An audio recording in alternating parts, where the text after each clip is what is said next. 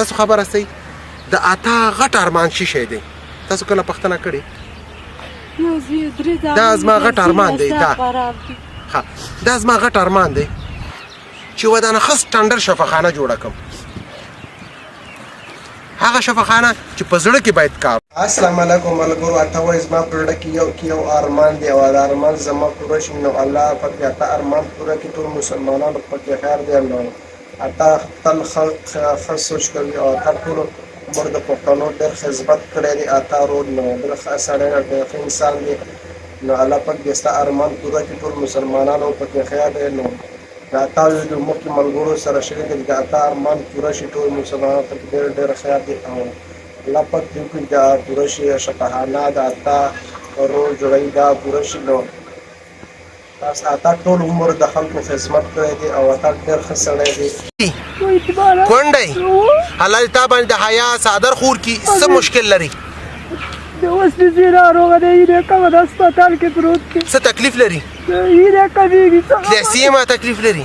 کلسیم وینه کمیږي یې کمیږي او دغه د نور مې د شکېدلې جامې په غاړه دې وایي مور یې اختر راغی خلک به څپلۍ اخلي جامې به کوي زه د سر ساده ورکړې داسې چې شی شته دی ګاونډیانو جامې راوړي هغه د سمسور دې وي خو مور دې وي زړه زما د ټول جهان تور دې وي خو مور دې دی باندې ویله در سره خورې الله دې ستا حیا پرده عزت وساتي جاړه ما الله دې په ټولو مسلمانانو رحم وکړي په ټولو مسلمانانو زه په دې پوهېږم چې افغانان مسلمانان ډېر ودرېدل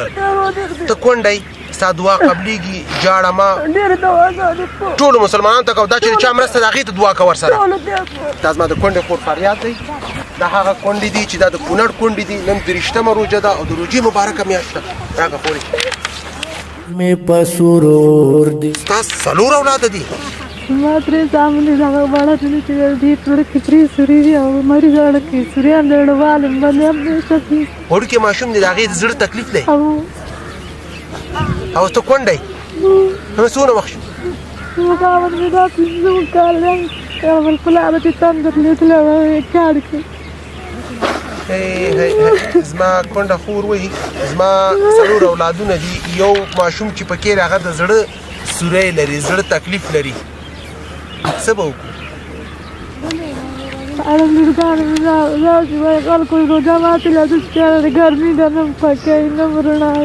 بس خورې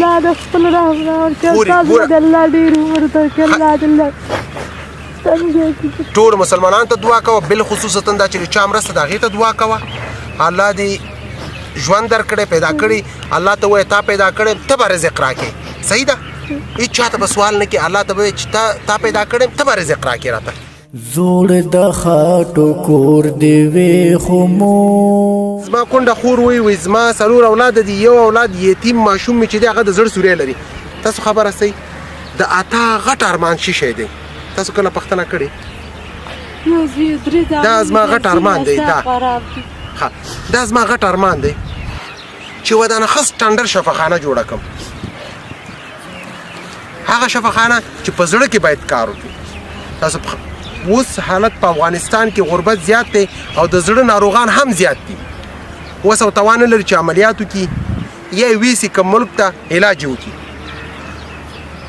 شته حکومت د شته دولت ته زما تقاضا ده غوښتنه ده چې د عطا فاونډیشن دپاره ځمکه ورکړي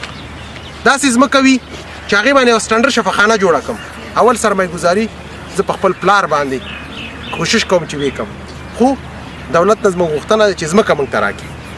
داسې ځمکه وي چې د هر ولایت پیسر وي د هر ولایت مریضانو ته دې دروازه ایلوي خو خاص او خاص په زړه کې او انشاء الله چې کوم کار مې شروع کړی هغه انشاء الله الله سر ته رسوي په څه خاطر د الله تعالی د بندګانو دپاره منډه وم مور دې وي خو مور دې وي زړه زما د ټول جهان تور دې وي خو مور دې وي ژوند مې په سرور دې وي خو مور دې وي